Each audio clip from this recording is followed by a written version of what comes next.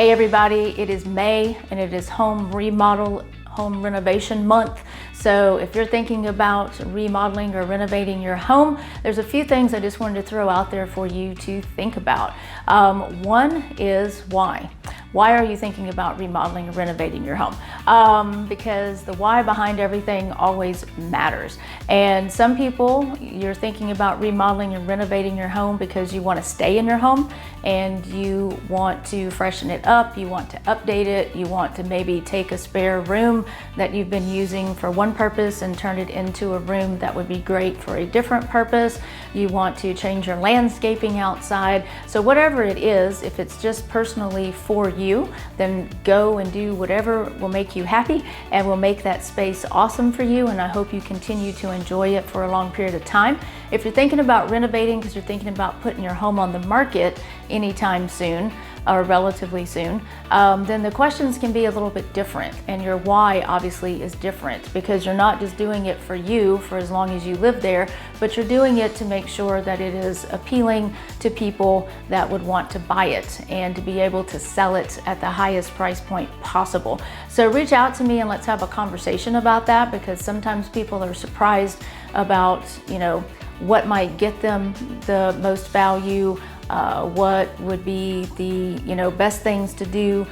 Sometimes it's not always what people think. Where are you going to get your money back, and just different equations there. Making some choices. Again, the why matters. The how is another question. Are you going to do it yourself, or are you going to contract it out? Are you going to do parts of it yourself, or are you going to bring in some handyman or a contractor or electrician or plumber? So all of that obviously makes a difference as to how you're going to get it done, and also will make a difference probably as to how fast you're going to be able to get it done. So there's also a question there about the best ways to move forward in accomplishing whatever your goals are again, and your why. And then also the big question is how much. Obviously the more work you can do yourself, the more money you're going to save.